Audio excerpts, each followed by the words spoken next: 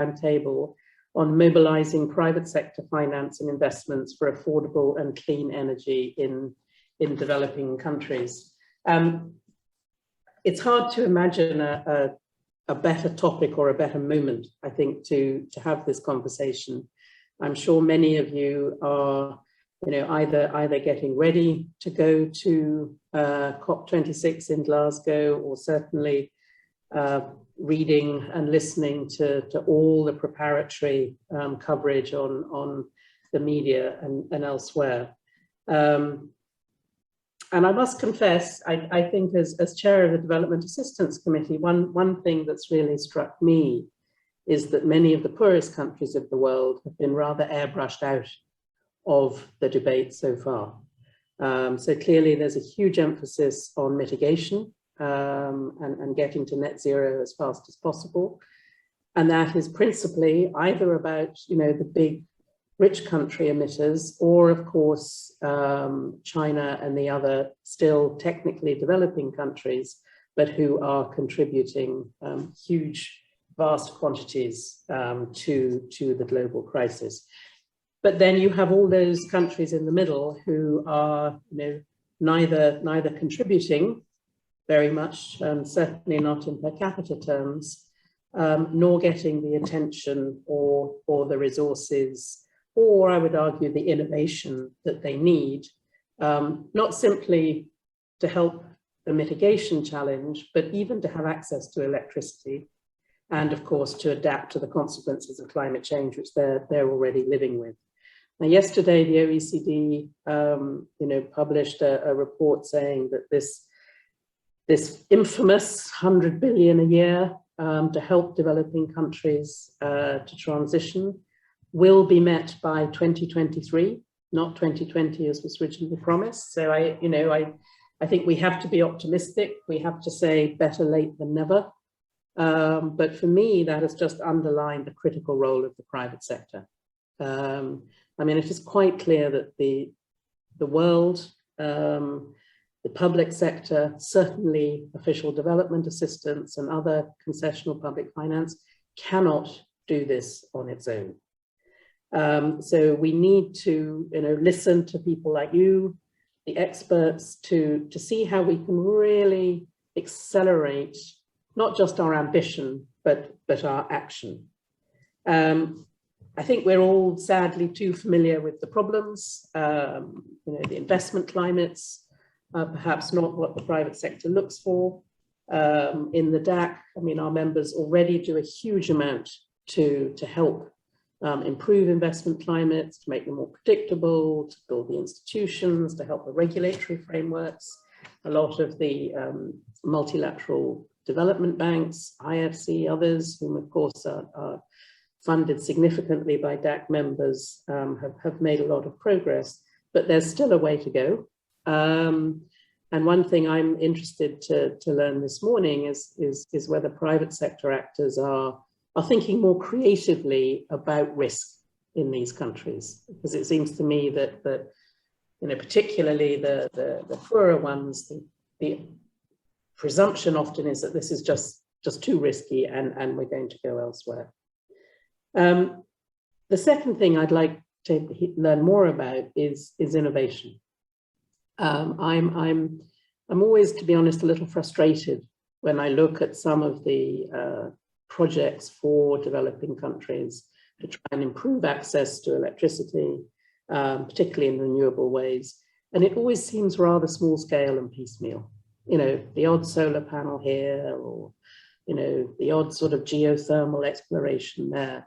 But what I'm not seeing, and I think what the world needs, is a really ambitious offer, bringing in the very best of the private sector, combining that as appropriate with public resources, blended finance, guarantees, other instruments, and real cutting edge expertise and thought to help some of these poorest countries, ideally leapfrog to a green, renewable future.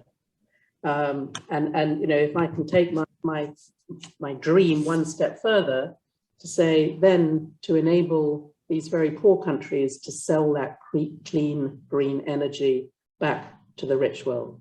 Now, you know, this is not beyond the realms of possibility. If we look at what the science did, developing the COVID vaccine in record time, we look at some of the innovation and ideas coming out of many countries, the way that renewable technology, the price is tumbling, the panels are getting smaller, and so on. But what we're not seeing is, where do you bring all that together and really come up with a powerful public-private offer that can accelerate the kind of change we need.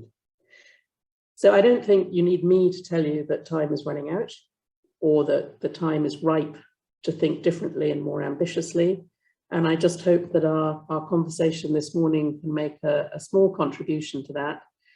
And also to say that I do think the OECD has a unique role in this space. I mean, we are a body that brings together the successful nations of the world, the ones with the money, the ones with the ideas. We're not lending or investing ourselves, so it gives us some space to be able to think out of the box and round the corner. And that's what I hope we can do today. And I'm delighted to see, and there's so many people on this call from around the world, and I think we have a huge amount to learn, from those countries who are not responsible for the current crisis, but who are certainly living with its consequences to a far greater extent than we are. Thank you. Let me hand over to David, who's going to talk us through the agenda. Many thanks, Susanna, and good morning, everybody. I'm particularly excited to be co-hosting the roundtable today. Perhaps the first time for such a format, but hopefully one of many joint efforts going forward. And I really do echo Susanna's points about the need for collaboration in this arena as we move forward. And I think your point, Susanna, about risk and innovation are really well made. My sense from a private sector perspective is that risk is increasingly something that businesses are willing to take in measured ways, naturally, but in the sense of also pursuing opportunity and growth opportunities that come from enabling thriving communities, which grows market opportunity for everybody. I think also your point about innovation is incredibly well made, because in my travels to various parts of both the current business's operations and in the past, what I have seen is massive innovation and opportunity that, to your point, sometimes just struggles to get to scale. But I'm heartened by, particularly when I look at sub-Saharan Africa, the way that mobile telephony rapidly expanded in a way that perhaps in the Northern Hemisphere we could only have dreamed of, because we were wedded to a different infrastructure. And as I look at that and see how the pace of digital technology has therefore also spread, digital banking, for example, then I think we should have a lot of optimism that energy infrastructures can work in a similar way, because there's a necessity behind that, given the geographic scale of sub-Saharan Africa especially. So I'm looking forward to today's conversation, because I think what we will see is some elements of that coming forward, and some great ideas that perhaps together we can find ways of taking to scale and achieving the goals that we're setting out jointly. For those of you who don't know us, BIAC, Business at the OECD, is the official representation of the business community at the OEC, and one of two institutional stakeholders of the organisation. And we act as a consultation partner, an input partner, and also a way of taking some of those policy conversations back to the private sector and trying to bring them to fruition in a broader way. The Development Committee, which I chair, specifically, I hope, unites business, companies and associations from a range of sectors who have an explicit interest in development, but an interest in development that is connected to, importantly, core business. And that, for me, is particularly important when we talk to that point about scale. because that's how I think we will not just explore the connection of business to development, but strengthen that contribution. Also today, I'm pleased to welcome members from our Environment and Energy and Finance committees who will bring some great first-hand practical expertise on the broader question that we're exploring, that question of how can we leverage much needed finance and investment to achieve the SVGs and a clean energy transition, especially in those emerging markets that Susanna spoke about. And that topic is exceptionally pertinent, not just because we're approaching COP and all that we hope will come out of that, but also because it's become evident, I think, that we have to embrace and accelerate a transition, a just transition to clean energy. And that has to happen at scale, on a global scale. It's also clear that it hinges on helping those emerging markets and developing economies to embrace that transition. And that's why that news around the 100 billion was particularly disconcerting. Because that growth in those markets will account for most of the future growth that we anticipate. And that's, as I was saying earlier, is also where opportunity lies for business to support and enable and be part of that growth through their core business conversation, as well as helping define how future energy supplies and demands are met. But if I also come from a slightly different starting point, there's a critical role that the private sector can play, I think, in that conversation. That's to support know-how, innovation, technological development, and capital formation. And that's part of how we think we can contribute to meeting and facing into those challenges of financing, as well as bringing access to the relevant sectors. And blended finance, helping to de-risk and support, is part of that approach, and something that we'll explore in more detail today. And finally, we have to also, I think, acknowledge that in emerging markets and developing countries, there are often challenging environments for private investment. And so as we walk through that conversation this morning, what I think we will also want to explore and just bring through is what are the tools that are available to de-risk in some of that area. Not the location specific, but some of the operating and enabling environments that will help that investment to really work very, very effectively. That's the sort of additional conversation to think through as we talk about all of the technology and the innovation opportunities. But now, without any further delay, let me hand over to Jorge Moreira da Silva, who's the Director of the OECD Development Cooperation Directorate, who's moderating our first session of today's event. Over to you, Jorge. Thank you, David, and I'd like to thank you and Susanna for opening this session and for sharing this important virtual roundtable in a context that, as you have both mentioned, is quite unique and important. We know that developing countries are disproportionately affected by climate change, but we know at the same time that without providing 2/3 of all investment needed to developing countries, we will miss the 1.5 degree objective. And according to IEA, 50% of the effort to net zero can be done with existing technology, but 50% will require new technology. That's why innovation, as you both have mentioned, is vital.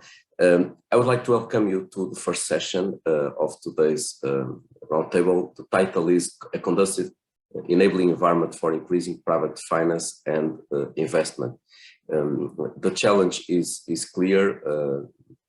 Almost 800 million people do not have access to electricity, and 2.6 billion people do not have access to clean cooking options at the same time that global temperature have already increased 1.2 degrees in 2020, above the pre-industrial levels, and the last decade was the warmest decade on record. So this is the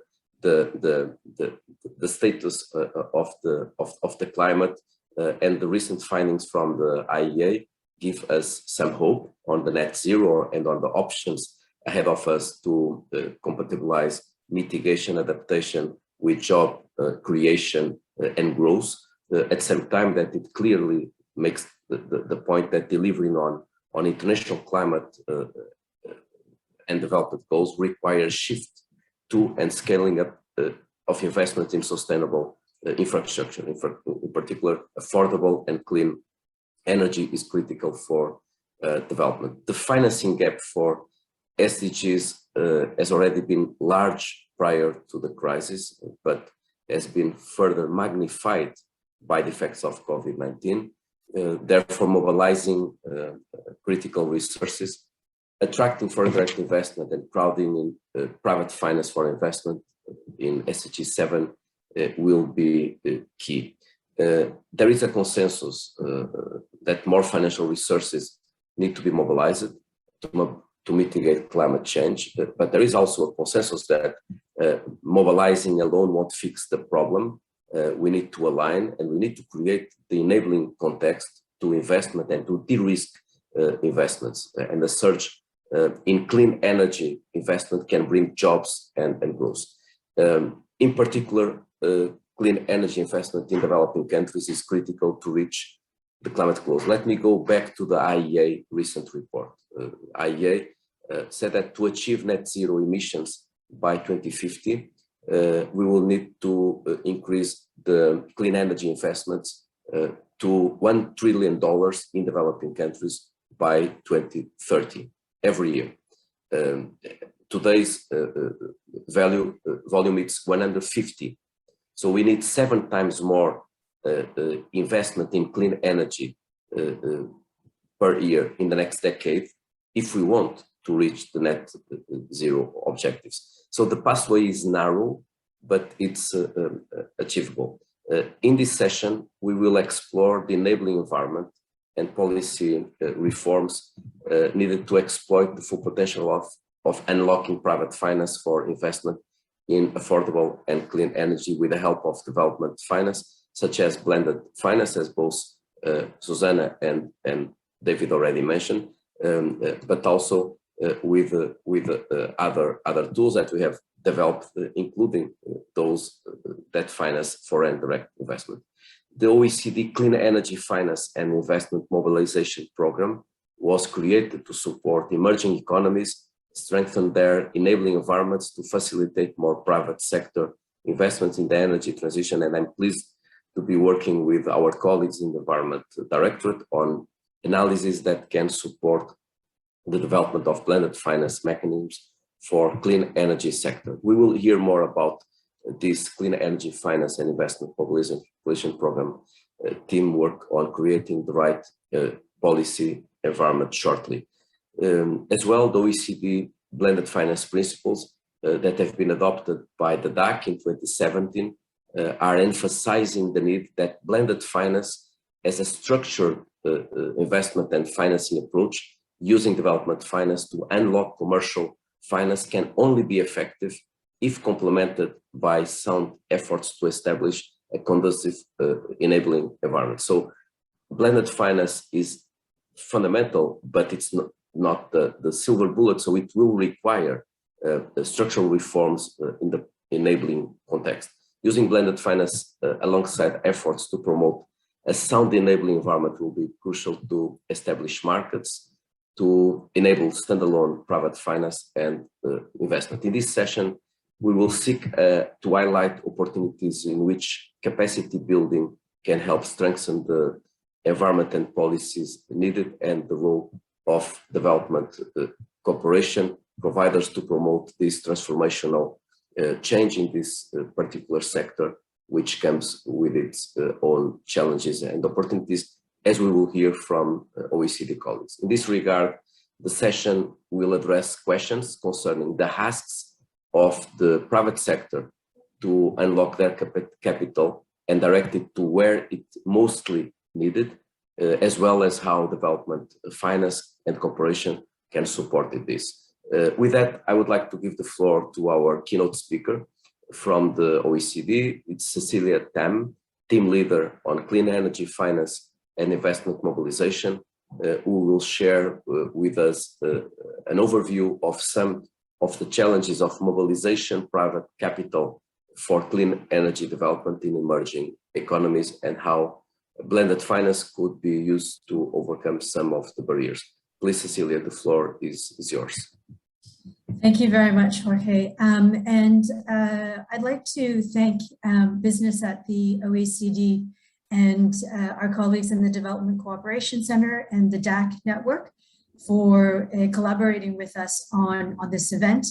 As Jorge mentioned, the Clean Energy Finance and Investment Mobilization Program works with a small number of emerging economies to really strengthen their enabling environments to facilitate more private sector investments in renewable energy and energy efficiency. For us to be able to deliver on our program objective, it's key that we work together with our colleagues who support the DAC on mobilizing private finance and with the business at OECD to improve knowledge and capacity around what are the key drivers for mobilizing private sector investments and finance for clean energy development.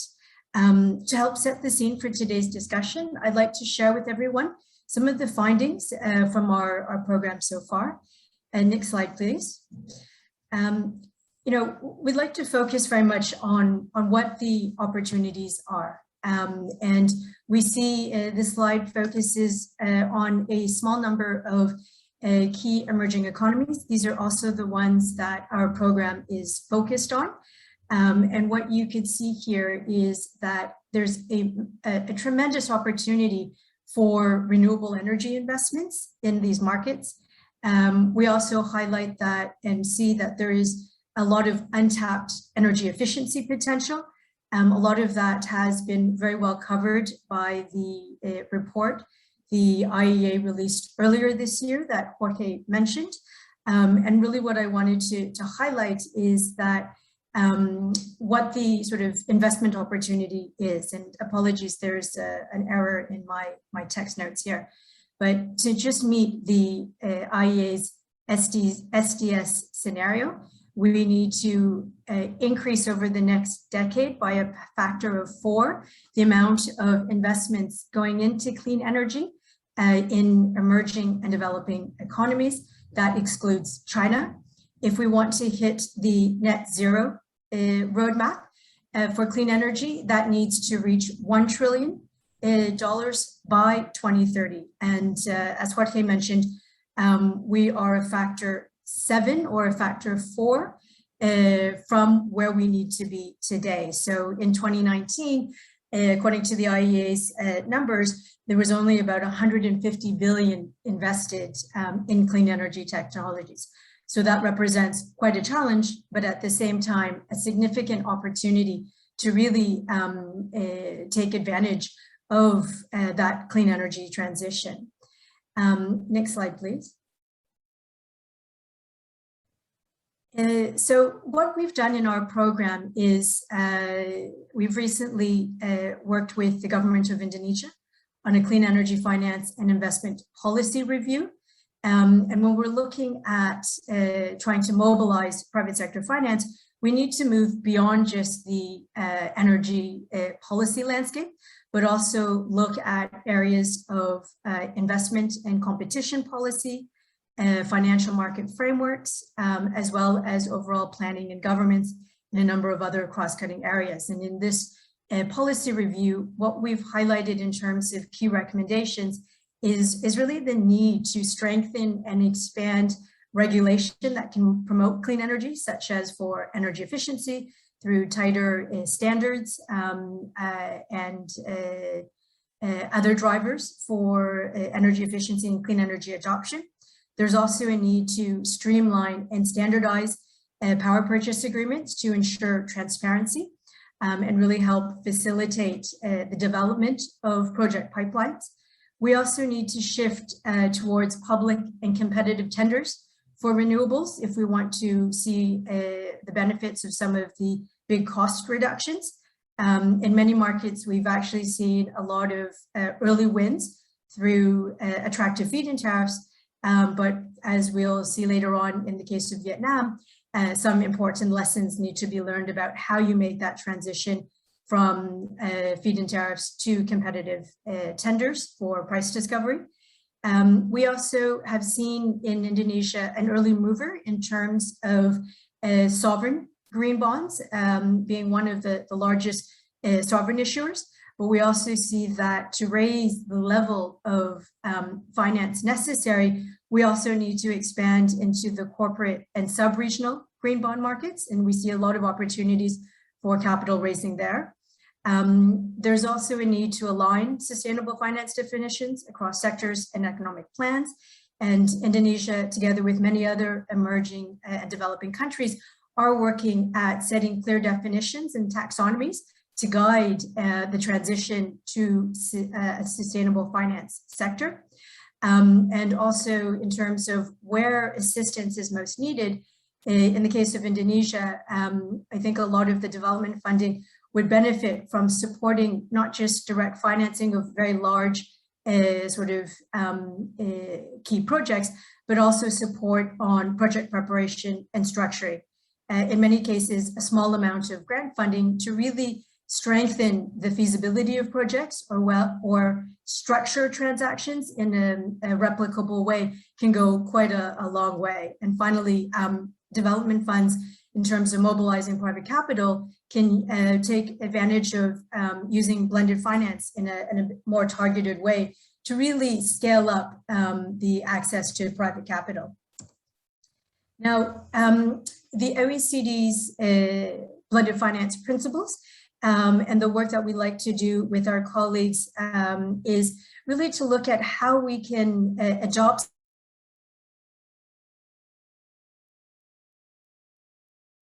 energy sector. The UN's high-level dialogue on energy, the finance and investment theme report highlighted blended finance as one of the 8 recommendations as far as opportunities to really scale private sector finance for clean energy development. And we look forward to continuing to work with colleagues. Next slide, please, sorry. And I just wanted to flag that the OECD's blended finance work is a very good starting point for this, but additional insights into how you adapt some of these guidances for the clean energy sector would also be beneficial. Next slide, please. Turning to Vietnam, I mentioned that we have seen some very early successes in emerging markets through the use of feed-in tariffs. In Vietnam, over the last couple of years, we've seen record-breaking deployment of solar energy in about the 10-15 gigawatt scale. And this was really driven by a very attractive feed-in tariff for solar energy that was time-bound, which meant that you had a lot of developers really rushing into the market to take advantage of that very high feed-in tariff. When we were doing our work with Vietnam, we also have a policy review coming out shortly. We undertook a series of surveys with a domestic bank, with foreign banks, and a regional project developer to really understand what the risk evaluation criteria were by these different actors. And you can see here that in some aspects, there were very common sort of alignments in terms of how these different actors were viewing risks, but significant differences as well. And I think some of the common elements in terms of where these actors saw very, very high risks was really around the power purchase agreements and the need to better allocate some of these risks associated with those PPA terms. In other cases, aspects around off-taker risk were seen to be less of an issue for domestic banks because they were more familiar, felt they had more influence in terms of ensuring that the state-owned utility was going to repay and honor some of those power purchase agreements, but that there was also a need to sort of provide some more market stability and such. So here what we have seen in our policy review in the case of Vietnam is these issues of system flexibility, grid integration were particularly difficult for all actors to take, and the need to support the development of access of domestic banks to long-term capital. Some of the messages coming out of that analysis. Next slide, please. In the work that we're doing, we're also trying to highlight how different transaction enablers or credit enhancements have been used in the markets that we're working in. And you can see here sort of our evaluation of what are some of the key financing instruments available to support clean energy development in developed and emerging economies, as well as their availability across these 5 countries that we're working with. In green, those are ones that are quite readily available. Yellow, those are ones that are only under development. And you'll see also quite a lot of gray, which means that these particular instruments are absent in these markets. So, you know, from using convertible grants to co-investments, pooling and warehousing to syndication.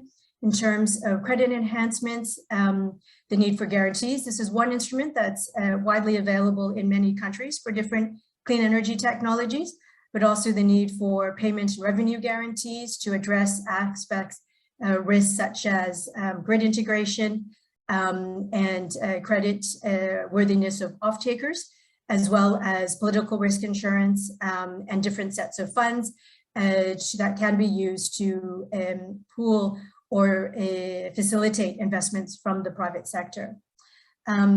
Next slide, please. And just finally, in terms of some of the messages that we have seen in terms of how we can attract private capital to emerging economies, you know, first and foremost, there's a need to ensure that in these markets that there is credible and predictable policies and regulatory support where needed. Here I'm really referring to energy efficiency standards to drive market demand. Also the need to increase long-term capital to help develop local capital markets. While the investment opportunities are huge and we will need foreign investments to meet those capital requirements, we also need to source a lot more of this capital from domestic private actors because of generally more favorable financing conditions or lower risk perceptions in local markets or local financial actors. As Susanna and David mentioned earlier, the need for innovation. And here, it's not just about technology innovation and providing clean energy technologies, but also innovation in business models and financing. And here, using digitalization or fintech to really be able to deepen some of the and expand the sources of private capital. There's also a need to improve or strengthen local capacity amongst governments, but also project developers and financial institutions on how we can structure and develop pipelines of scalable projects. And as we're going to be discussing quite a lot today, the use of blended finance models to really de-risk projects. And finally, conditions to improve green finance. Some of these are improvements in disclosure, as well as clear definitions or taxonomies that can really help drive the market towards a more sustainable investment. Thank you very much. That's the end of my presentation. I look forward to getting participants' thoughts on how we can really use blended finance and other de-risking measures to really mobilize more private sector capital. Thank you very much. Thank you, Cecilia. It was a really interesting presentation with lots of thoughts to be now complemented by additional interventions from colleagues. We are running a bit late, but we still have time to hear from colleagues today on what are the factors and obstacles in creating a conducive environment for private finance and investment for affordable and clean energy, as Cecilia has outlined. So I'd like to open the floor. If you can raise your hand. I think that we still have time for 2 or 3 interventions, but I would invite you to raise your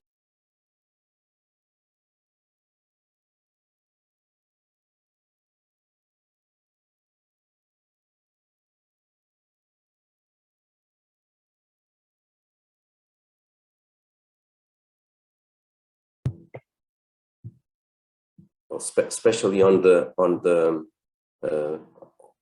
blended finance aspects that Cecilia mentioned, you may want to further explore.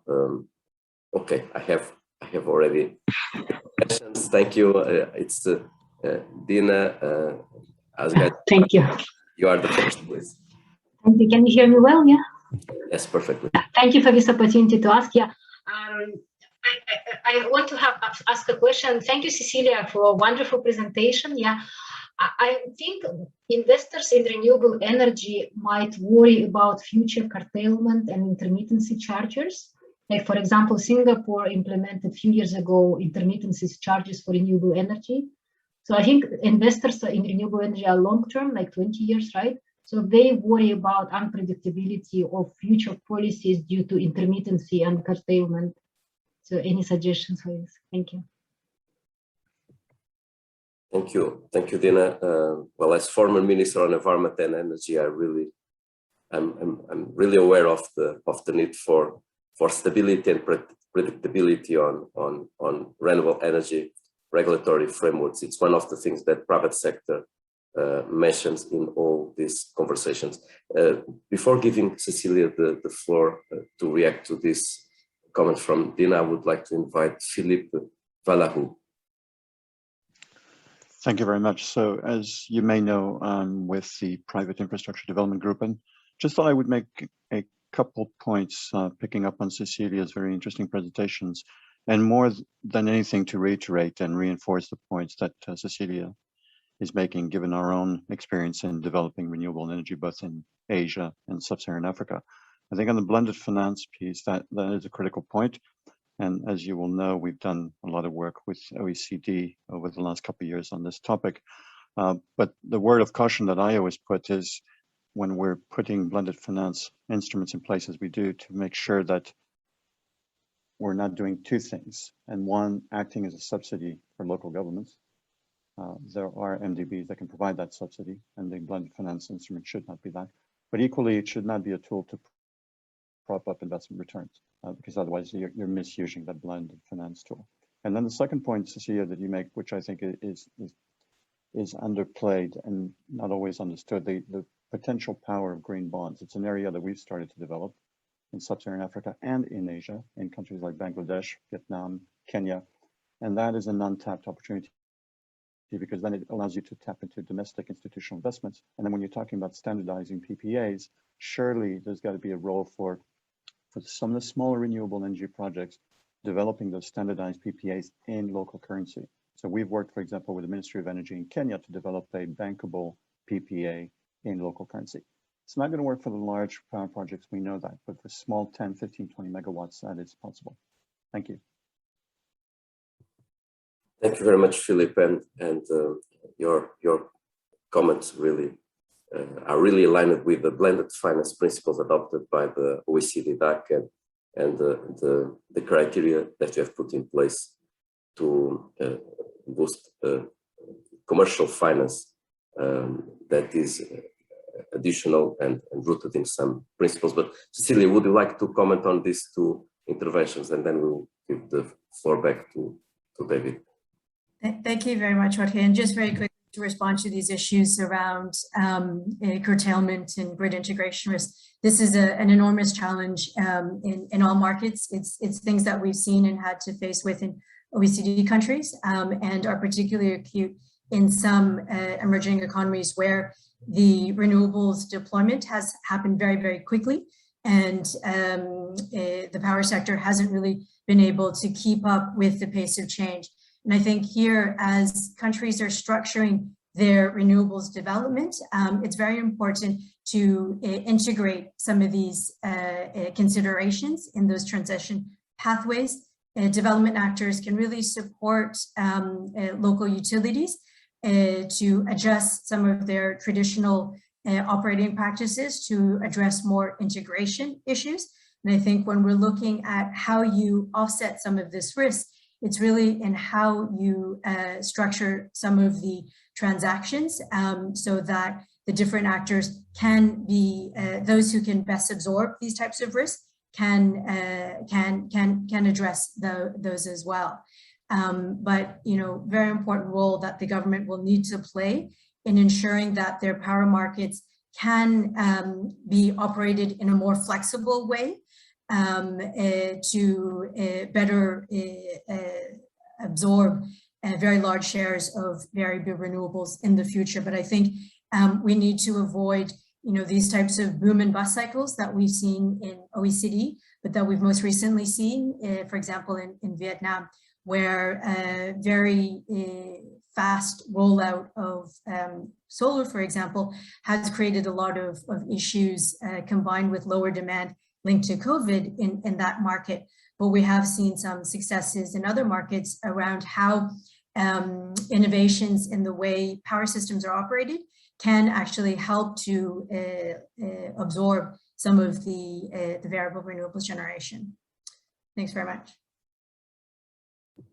Thanks, Cecilia. This was an important discussion, and I'm sure that the next conversation led by David will be very important to put a concrete focus on examples on private finance for clean energy, showing that blended finance can really play a role, but it cannot play alone without creating a regulatory framework and then enabling investment through policy. So David, the floor is yours. Thank you.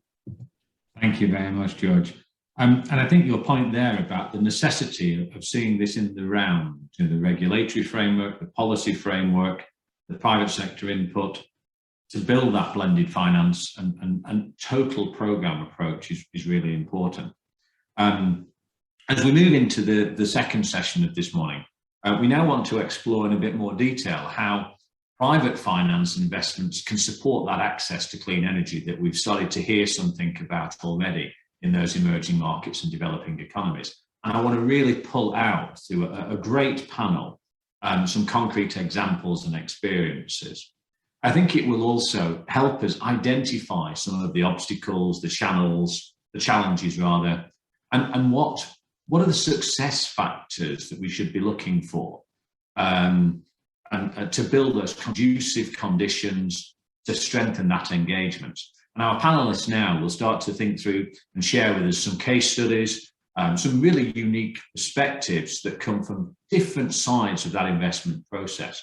All of them have gained experience working with innovative financing tools and leveraging partnerships across Asia especially.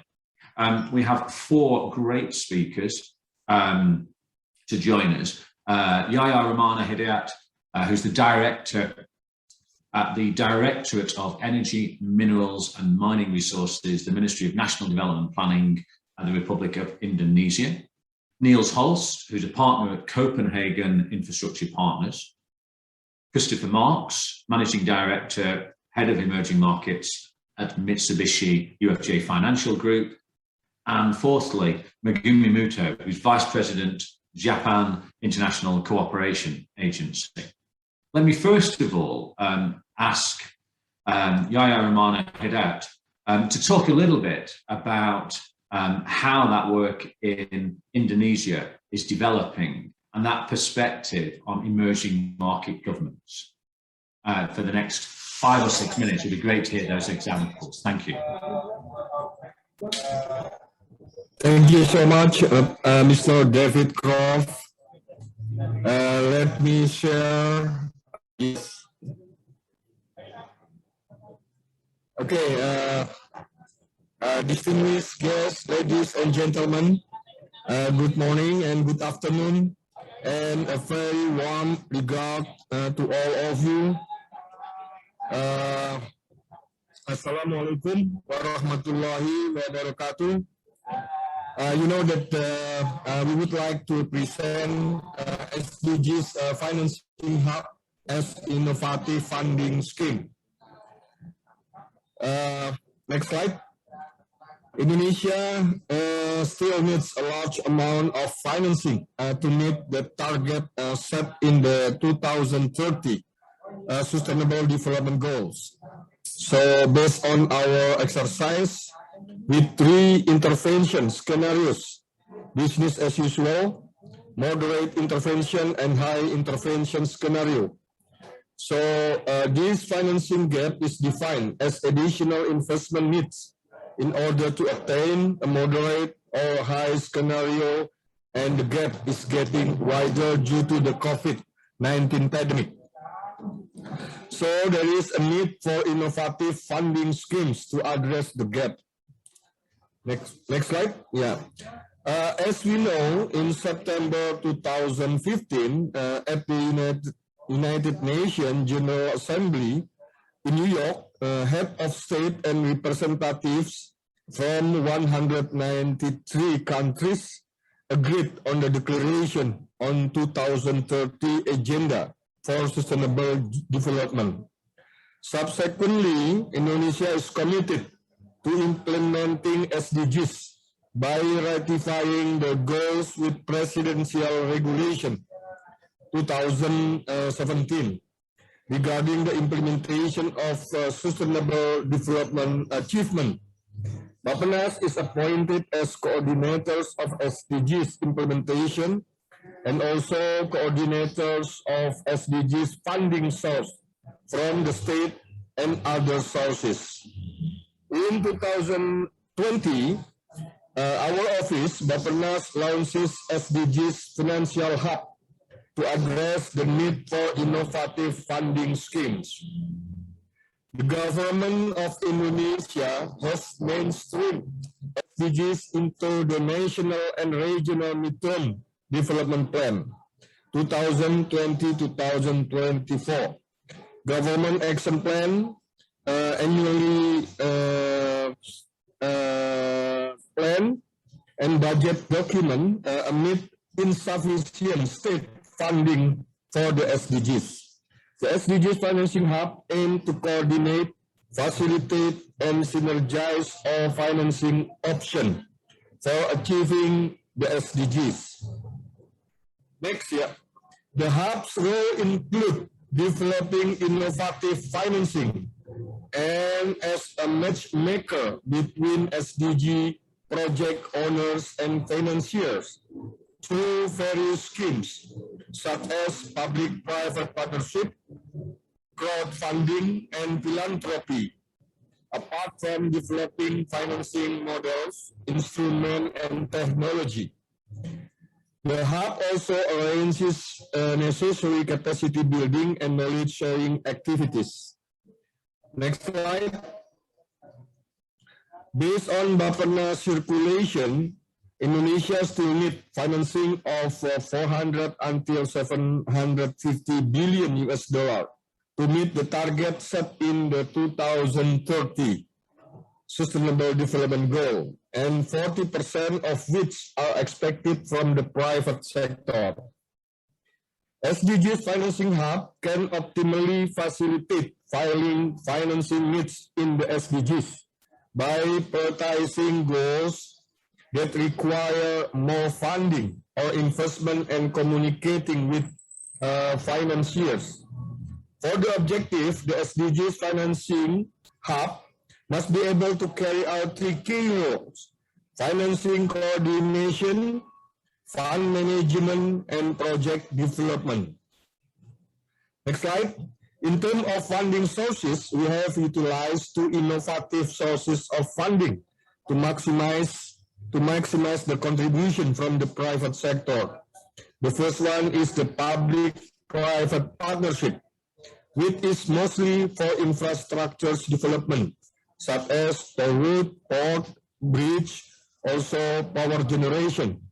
The second one is blended finance. The main difference of blended finance is the stakeholders' coverage that wider than public-private partnership scheme that involve public finance or government budget, private sector finance, social fund, and philanthropy. Next slide. The blended finance describes a model for financing development project that combine an initial investment often from a philanthropic or government entity with a subsequent commercial investment from private. Blended finance attract commercial capital toward projects that contribute to sustainable development while providing financial return to investors. This innovative approach helps enlarge the total amount of resources available to developing countries, complementing their investment and ODA inflow to fill their SDGs financing gap and support the implementation of the Paris Agreement. Blended finance principle. The first one is anchor blended finance used to a development rationale.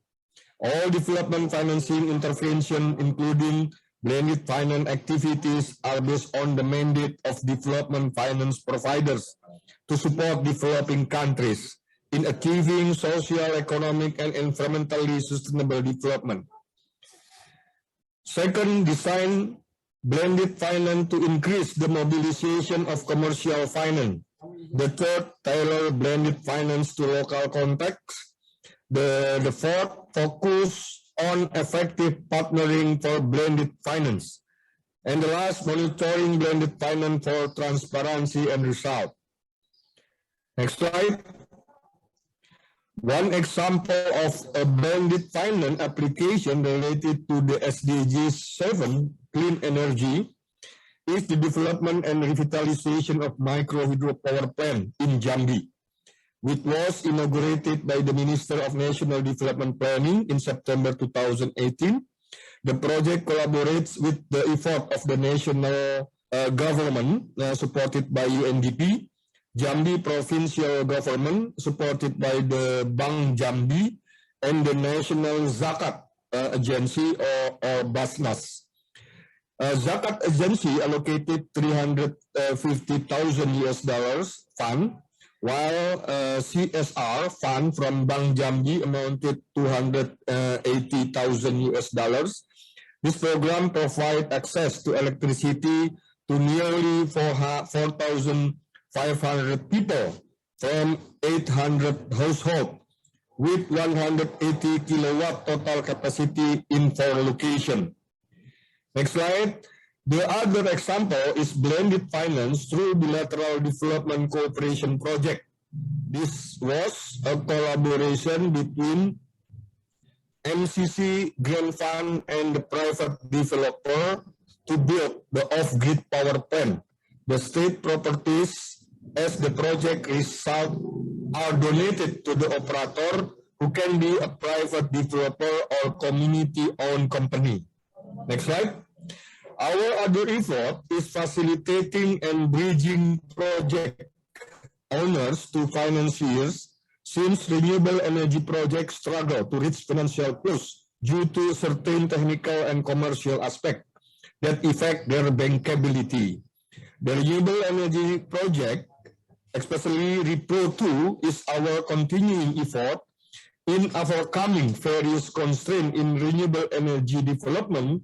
It contains renewable projects from independent power producers, some of which have signed power purchasing agreement with Indonesia State Utility PT PLN. The renewable energy proposal 2, REPRO 2 in 2020, is an updated version of REPRO 1 that we published during the 2018. We developed, the REPRO to become guideline for financial institution, the private sector, development partners, philanthropy, and state-owned enterprises to invest in renewable energy project in Indonesia. Thank you. Wabillahi taufiq wal hidayah. Wassalamualaikum warahmatullahi wabarakatuh. Thank you so much, Pak David Crouch. Many thanks, Yaya, for that one. Very, very interesting. And I particularly thought your model of the MCC grant to stimulate off-grid power could be something that we hear more about, maybe in some interventions from the floor later. Let me now hand over to Niels Hulst, head of Copenhagen Infrastructure Partners. And that was established back in 2019 and invests in greenfield renewable energy infrastructure projects in those fast-growing economies of Asia and Latin America. Niels, over to you, sir. Thank you, David, and thank you very much for including me in this session. I have a brief presentation, and I think my objective with these pages will be to give you some perspective around how a commercial investor in renewable energy projects looks at a developing country and emerging markets investments in the space. And I think, you know, the big question is why should many institutions outside of the commercial sector care about that? Well, that is because we combine a number of skills. One is that we have a singular purpose, which is that we develop, contract, finance, and operate renewable energy projects. That's all that we do. We do it very well, and we are able to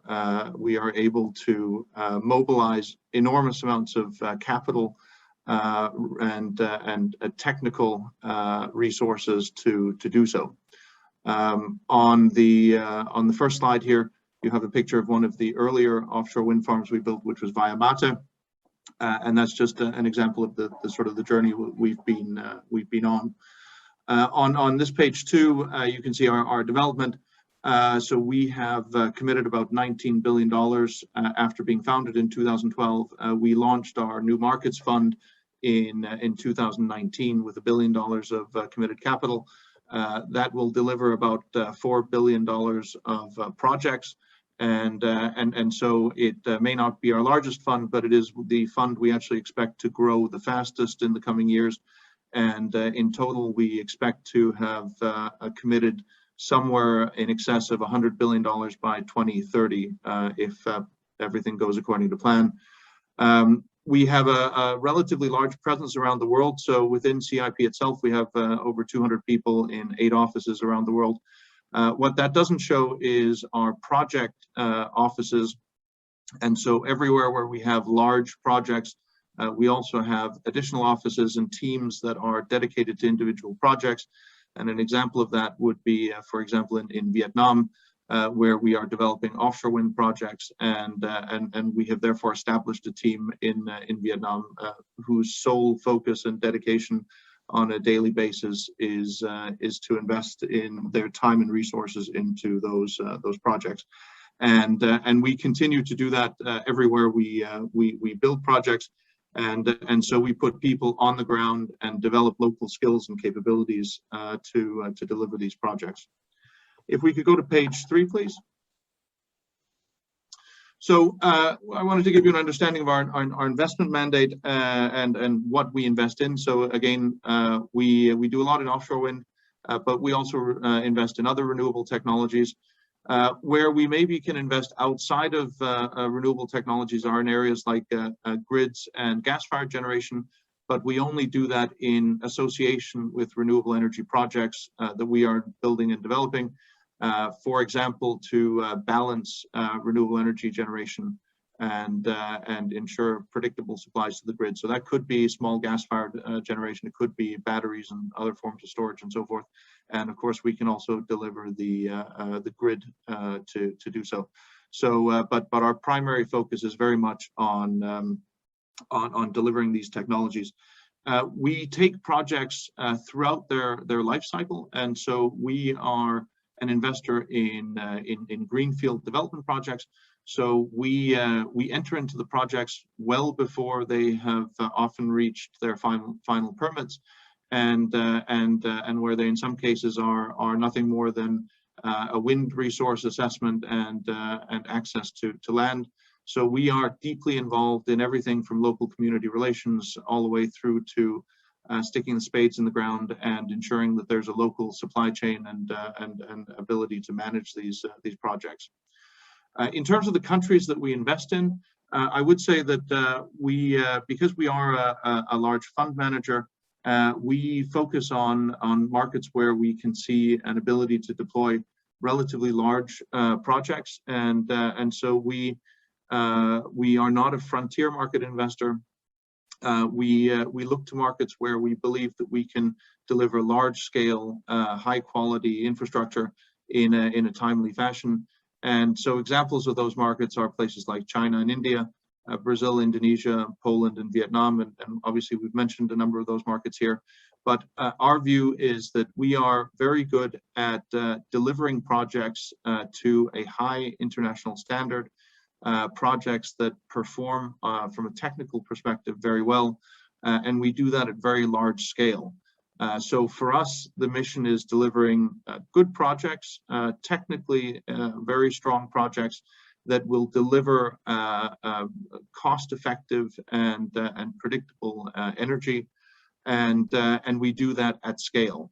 So where you would want people like us involved is not necessarily in establishing a market, but really in scaling up. And what we do there is not only to simply develop and build projects.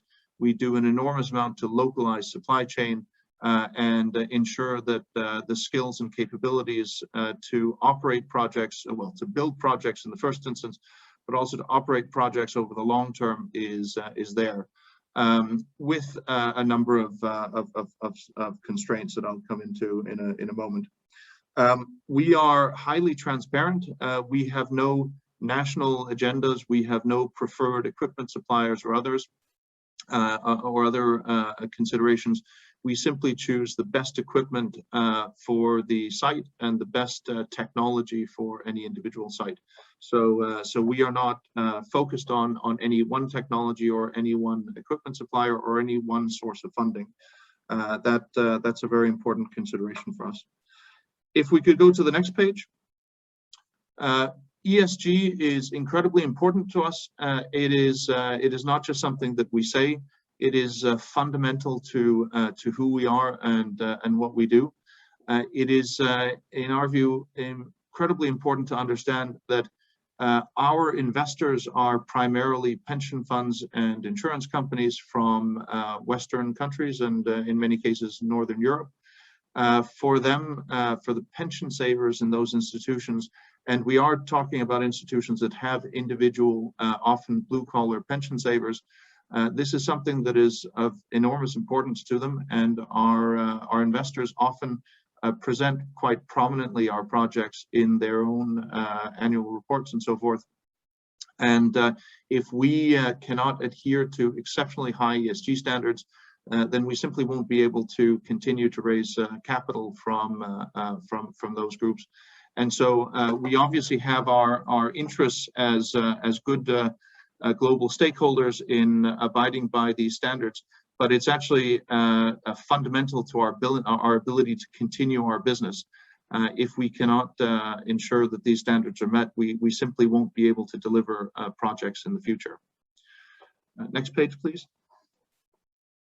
So I thought it would be helpful to give you an understanding of what it looks like to be a fund manager. And this isn't the most pretty page in the world, but it hopefully gives you an understanding of who we are and what sort of constraints that we are under. So we are a manager. We are a manager of third-party capital. So investors who again are largely Northern European, increasingly global, but primarily Northern European at this point in time, pension funds and insurance companies. So they allocate money to us, they commit capital to us within a very specific investment mandate. And so we have agreed with them some rules of the road, which include the types of investments that we can make, in this case, renewable energy development projects, and where we can invest that capital. So, for example, in our case, it is emerging markets, and we have a period of time within which to deliver those investments. So that means that we have a time constraint from our investors. Ultimately, the pension fund savers are looking to gain a return on their savings, and we then need to deliver that return. And so it is incredibly important to understand that that from our perspective, the ability to execute projects and invest this capital to deliver real projects that ultimately operate well and deliver energy on a cost-efficient basis within a time frame is what we do. And so having an understanding that we can deliver those projects, that we can actually have the turbine spinning and delivering electricity is of paramount importance to us. If we cannot do that, then we cannot deliver returns to our investors, and again, we wouldn't be able to deliver or to raise subsequent funds. But equally, we ourselves as the managers invest an enormous amount of our own capital, our own personal capital, to align us with our investors. And so we have a very close relationship with both our investors, because we are putting the same money in as our investors, but also our future and ability to deliver future projects by raising additional capital. If we could go to the next page, please. So what are some of the considerations that we have in these sorts of funds? Well, I think that Cecilia, she mentioned a number of them in the report that they did, and I think that what we can see are many of the same considerations. So in her analysis of I think it was Vietnam, what she touched on was actually many of the same points that we have mentioned here, and obviously each country is very different. But for a commercial investor such as us, we need to be able to achieve a number of things that I've sort of mentioned here. Some of them are maybe obvious, some of them may be a little less obvious. But I can highlight issues like local ownership restrictions. So if we cannot own a project in a country, then it's obviously quite difficult for us to invest in projects in that country. And we do see many countries that, for example, will not allow majority ownership to foreigners. It is very, very difficult to be the party that is going to be delivering a project if you cannot exert that control. Ultimately, we have investors in global investors, but most of them are Northern European. They are looking for returns in their local currencies, which are typically euros or dollars or sterling, for example. And we need to be able to convert our returns into those currencies, and they need to be relatively predictable. We have a requirement to provide project financing or otherwise similar types of financing, and we have to have a market that provides a level of liquidity. And so if either local or international bank financing is not available, then it is again very difficult for us to make those types of investments. And then we have issues like local content requirements. We're actually incredibly supportive of local content, and we make a tremendous effort to establish local supply chain. But it also needs to be understood from countries that is not without cost. And over time, those costs can be equalized. But if you are looking to build the very first offshore wind farm, for example, in a country, establishing that supply chain is complex, time-consuming, and expensive. And one shouldn't be able to, or one shouldn't assume that a project can be delivered at the same cost in a market like Germany, where they have delivered, or the UK, where they've delivered many offshore wind farms, as the first in a new country. If we could go to the next page, please. I think we can jump quickly past this page. This simply summarizes some of the tools that we use for managing risk in our projects. But maybe we could go to the final page, page 8, which summarizes some of our sort of headline thinking.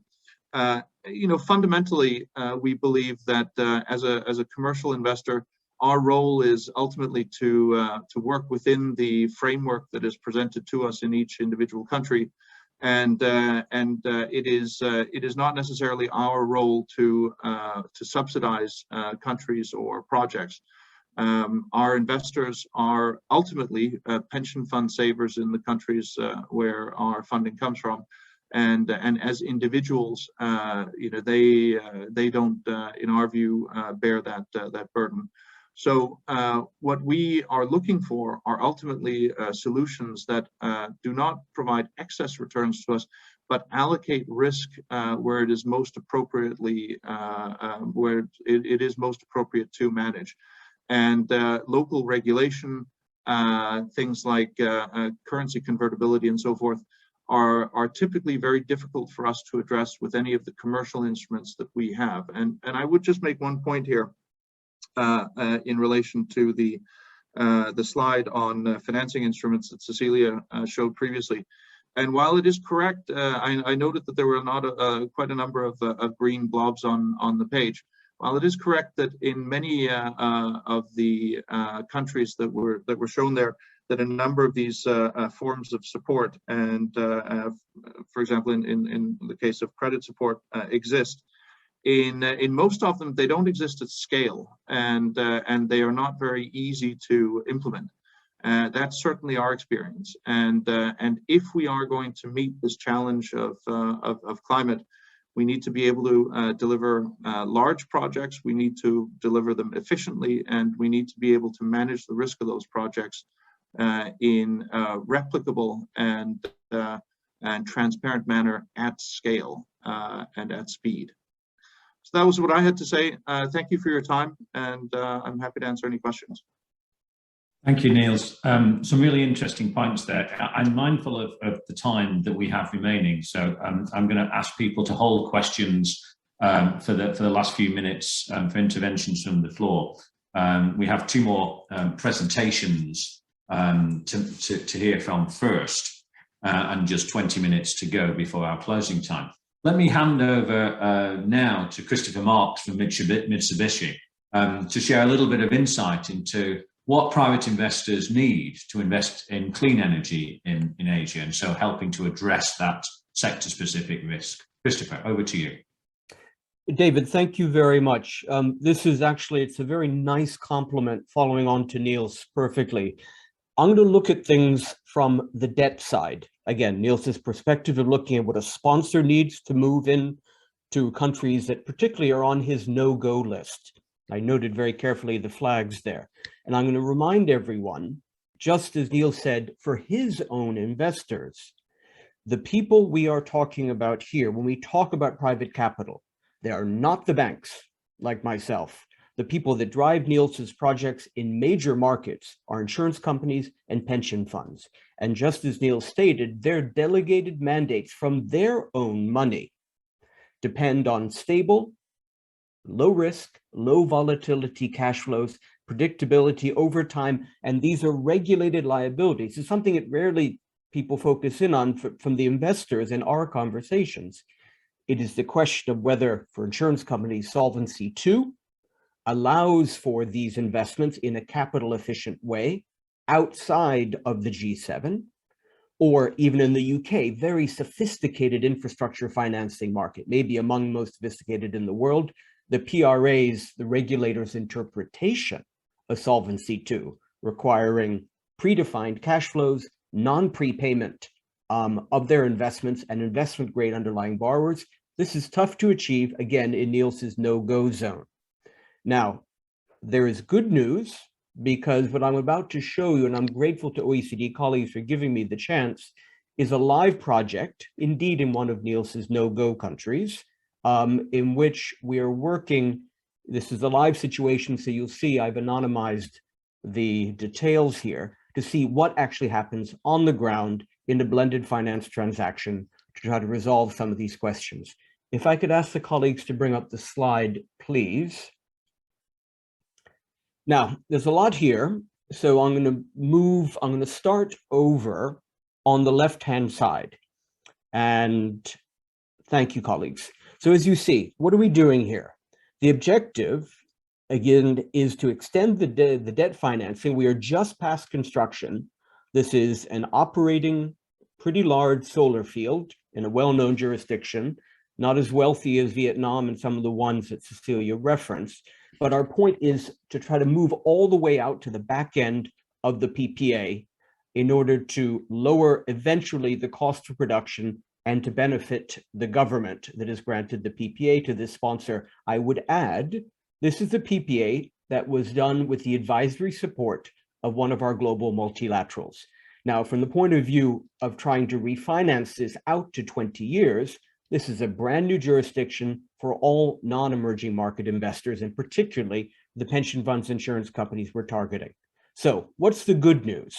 Number one, like CIP, This is a globally known sponsor, globally known O&M, nothing wrong. The sponsor is very, very well known the world around. Number two, this is a pretty simple project in terms of technology. It's just solar PV, as I've said. Number three, the PPA is a fixed tariff take or pay arrangement. So as I've said, the PPA was negotiated with the benefit of support from multilaterals. And as noted earlier, this is a solar field that has just started operation, so there is no construction risk. Now, I will say to you, I've been working on this project for almost 2 years. I've been in negotiation with investors for about 9 months. And let's look at the credit risks, which we've talked about previously, but I'll give you a sense of how it interacts on the ground here. So of course, there's the issue of the off-taker and the predictability of the public sector and public finance response function in a single B-rated jurisdiction. Number two, the complicated topic of direct or indirect interference by the government. As you see, my little, by the way, my legend here is the degree to which I believe we have mitigated the risks in the structure I'm about to talk to you. But again, remember, we talk about indirect interference by the government. It's not just expropriation, dramatic events people imagine, but these could be change in labor laws, change in different forms of access that indirectly affect the ability of the project to produce electricity. Project performance, as I've said, even though there's a lot of sun in this country, and these are world-class sponsors, again, these are live questions from investors, takes a lot of cleaning, to maintain a solar PV facility. This is a very large facility. This is an environment, investors have no idea what the resources are and the predictability to keep this thing clean, because remember, the PPA pays based on the delivery of electricity. This is not an EPC contract. And that's an important thing to remember because of debt sustainability questions worldwide post-pandemic, the push by the World Bank and the fund is to move to a PPP arrangement where risk is shared. That makes sense, but again, that brings up more complicated project risk for investors. Predictability of the legal framework, as you see, that is in full color. We have discussed this endlessly, but again, it's just think as an investor does in the worst downside case. What will happen, and will the legal and the contracting framework respond in 11 years if something happens? And that's the question which, in an environment such as this, where there's no track record for this stuff at all, it's very hard to make the case, even if the PPA has been negotiated with the help of a multilateral. And then I think, as I'll mention, back to the point that I've made about the movement to PPPs and away from direct government availability payment situations, the multilateral contracts are not perfect. So let's start with the diagram. Look at the bottom. This is what we are doing is pretty straightforward, delivering $500 million in the form of a project loan to the project company to refinance these power fields that are working on the ground, sell electricity to the national grid, as we see, and the MOF is behind the grid in the event of non-payment. Now let's go up into that structure. Let's go over to the right-hand side. Now, on the bottom half of this is familiar. These are DFI lenders. These are multilaterals, names that you know, that are helping to move out all the way out to the long end of the PPA, but not to the very end. But that I can do if you look up to the green project bond. So there I am arranging a 20-year project bond being sold to insurance companies and pension funds, big global institutions that you will know.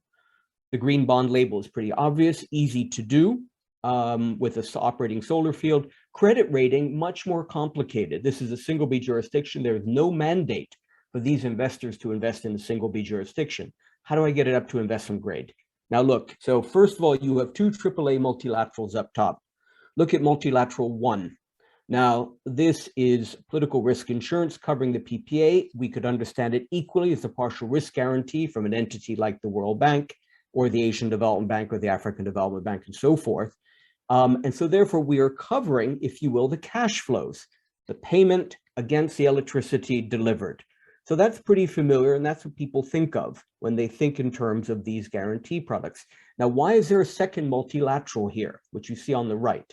It's a liquidity facility. It gets back to the credit rating and gets into some of the basic challenges about these instruments. They are not on-demand guarantees. What they are payment in the event that the award of an arbitration outcome is not paid by the government. Again, remember, think of a catastrophic event to the project in 15 years. It goes up to arbitration. These are open-ended discussions. Point of view of an investor or from the rating agency, how do you possibly manage that? Therefore, we have a liquidity facility here so that in the event that there's a dispute, it goes up to the government. The bond is still paid by the second facility until such time as there is resolution of the arbitration. And at that point, the project closes. So I know there's a lot of detail and I've moved very quickly, but I think it gives you an appreciation of exactly all of the nuts and bolts that are involved with addressing these new environments, and particularly how to manage the instruments in blended finance to make this thing work. And the good news, by the way, is this project is live, and I hope maybe at a next meeting in about 4 months, we'll be able to reveal it. Thank you very much. Apologize for the speed, David. Not to worry, and thank you for the pace, actually, Christopher.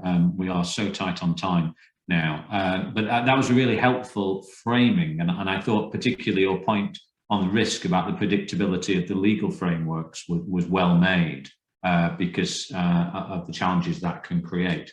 Let me hand over to our last speaker, and I regret we are tight on time, but Megumi Muto from Japan's International Cooperation Agency is going to share with us something of the importance of creating an enabling environment, that sound policy framework that a number of our speakers have already mentioned, and a couple of examples on financing projects and the provision of technical assistance. Unfortunately, Megumi, we only have 8 minutes of actual time left, so I'm going to ask you to be as brief as you can, and my apologies for that. It's very difficult to intervene on the internet Zoom conversations, but over to you now.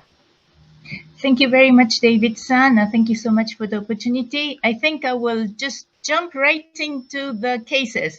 I will talk about Mongolia and Indonesia. The first case is from Mongolia. Please go to the slide of a Mongolia Tsitsi wind farm.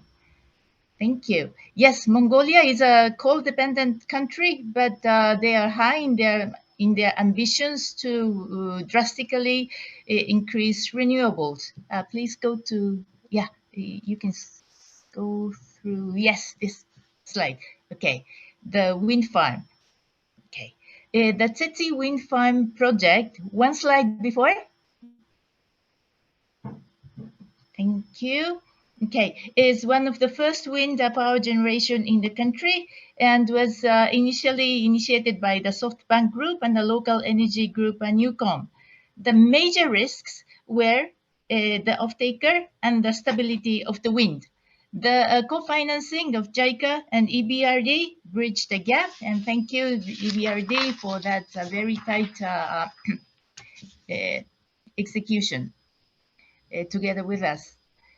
Alongside with project finance, next slide please, we are continuing to support the climate transition of Mongolia with technical cooperation.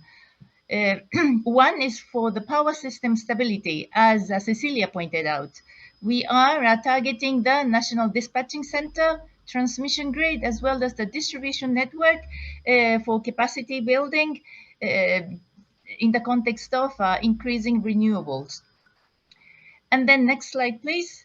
To leave no one behind, we even reach out to the households living in the Mongolian tents in the outskirts of Ulaanbaatar so that they convert to cleaner coal with biomass and desulfurization agent. Ideally, you may wish to leapfrog to non-coal, but this is an important first step for leaving no one behind. The next slide, please. Thank you very much. This is Indonesia.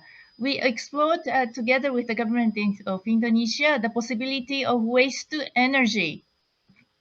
The technology is there, but how to ensure the inflow of appropriate waste and the design of tipping fee were crucial. Moreover, waste management, typically, they are in the hands of the local government. So that is another challenge. So our technical assistance, together with IFC's transaction advisor, ADB, the Ministry of Finance, of course, PAP and us, West Jaffa government, municipalities involved, we together designed a PPP scheme involving tipping fee, FIT, and VGF. We look forward to the investments that will be coming within this framework. So this is the enabling environment activity that we have recently done. Last slide. Ways forward. So JICA is really putting a lot of emphasis on collecting the impact. And secondly, we are trying to redefine our role in the context of mobilization. Is it the technical assistance or is it the patient capital that we can provide? We are still in the journey. We will wish to learn so much from you. Thank you very much. Megumi-san, thank you so much. That was incredibly efficient and wonderful timing, and some great case studies there in Mongolia and Indonesia. And I think that's something that when people see the slides, that many of which are going to be shared after this, I hope people will take the time to dig into those and maybe come back to you with any specific questions about how they were built. That would be great to see, I think. We now have just a couple of minutes, and perhaps I can just take one or two questions from the floor, depending on timing, but I would ask you to keep your comments really tight if you can, please. 30 seconds to a minute only at the most. I see two hands up straight away. One is Mauricio Maguri from INI, a private energy company, I believe. And secondly, Asker Garnak. I see hands up on the calendar. Asker, why don't I go to you first, and then I'll come to Mauricio second. Yes, thank you very much. Fantastic presentations. I have a question that I think can be directed both to Niels and to Christopher, because it's on related topics. It's about the risk mitigation instruments. So we heard from Niels that most often the risk mitigation instruments might be there in theory at least, but they're not at the scale needed, and they are not, you could say, difficult. They're difficult to implement. I guess that means there are a lot of transaction costs in accessing them. And similarly, Christopher mentions that there are structural limitations on the MDB risk mitigation instruments. So I would actually ask both of you, what would the ideal coverage and structure of these risk mitigation instruments be in order for you to access them in an efficient way in your respective context? Thanks. That's a very complex question. Look, I think to some extent, often if it is a question of implementing this at a relatively early stage in a market's development, to some extent, maybe governments need support to be able to provide contractual frameworks that are more straightforwardly investable, and then the governments themselves are maybe de-risked by multilateral agencies or other countries. When you get into sort of the de-risking through external agencies, it does become very complex. And when we deliver, multi-billion-dollar offshore wind farms, for example, the sheer quantum of capital that is at risk is just very large, and that is maybe something that governments need to consider. Christopher? Yeah, Asker, very quickly. I think, as you saw, I think given the urgency of what we're discussing about getting large-scale financing into countries that need to make the transition, multilaterals need to be ready to bear more risk. In short, they need to be flexible. Some of those points of contracting, they have made exceptions in the past, and I think they and their shareholders, members of the DAC, I would add, need to encourage them to be flexible in this regard and to provide some of the support which these AAAs who are worried about their rating need to be able to accommodate. I'll stop there. Thank you, David. A great point, Christopher. A great point, I think. I think we have time for one more question. I know some people will have to leave at 10:30. But one more point, and then over to George to wrap up. Mauricio from Yes, Eni. quite fast. I mean, thank you for the presentation. Very interesting. I work for ENI as an international business development head, and I work especially in the biofuel sector. I mean, we are really investing a lot in terms of biofuel chain. And what I want to put to this table is the possibility that the private funds can come to invest in integrated vertical projects that comes from low degraded land as well as waste and residue to develop biofuel that can be used in Africa as well as in other parts of the world. So ENI has a vast program of investing, and I wonder if this type of things that we are discussing today may be mobilized, I mean, for this type of project. But of course, we are trying to build a business case where you have the guarantees of offtake and eventually the possibility to create employment and economic opportunities for these developing countries, especially Africa, but also Asia.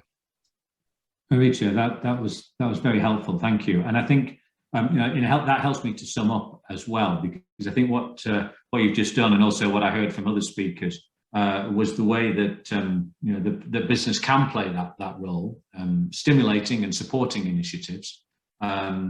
I think clearly there's more coming. I heard no mention of hydrogen and renewable thermal fuels throughout the conversation this morning. So as somebody who's particularly interested in that in a number of different markets, I hope there's more that we can bring back at a future event. Christopher, I do hope that in 4 months' time, you have some positive news to share about that solar event. In closing, let me just thank, first of all, our speakers for some great contributions, really insightful discussion points, and the slides in the main are going to be available, so please take the time to look through those. And thank you also to the OECD for organising that event. For me, today underlines the importance of the collaboration between BIAC and the OECD, and bringing those respective communities closer together, because I think through that collaboration, we have the best chance of delivering on this and indeed wider agendas. And from a BIAC perspective, we're certainly here and wanting to drive those conversations and support those conversations and those projects in many of the ways that you've heard people talk about this morning, and indeed more than that. Not just by investing, but really by also interacting through their core business, working with suppliers on the ground, helping to support the development of infrastructure into a core business and market-based opportunity that then complements what we also see governments doing. And it's seeing that complementarity is critical going forward, I think, in the collaboration we want to create and work with you on. In closing then, thank you very much for joining us this morning, and I'll just hand over to George to conclude our session. George. Thank you, David. Also, in less than 1 minute to thank all the panelists. I think it was amazing conversation that shows the complementarity of the work that we're doing. I think that we need more collaboration between OECD and BIAC in this context, where we know that developing countries can only go through the decarbonization if we talk not just about financing, but also about policy. And today, in just 1 hour and a half, we were able to talk about ODA, blended finance, impact investment, guarantees, de-risking, but at the same time talking about regulatory frameworks to ensure that we have the enabling context.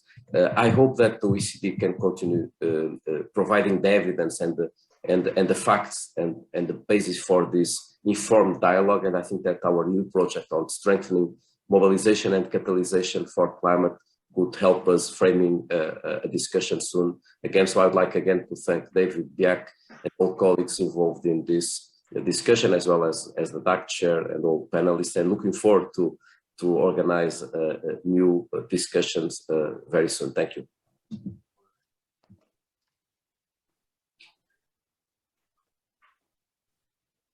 Thank you, George. And I think now we're going to close the session. My thanks to everybody. It teaches us, I think, Susanna, that we need more time for these conversations. And I also need to learn how I need to manage time on the Zoom stage a little bit better. But thank you to everybody for joining us this morning, and enjoy the rest of your Tuesdays. Thank you. Thank you. Thank you very much. Thank you. Bye.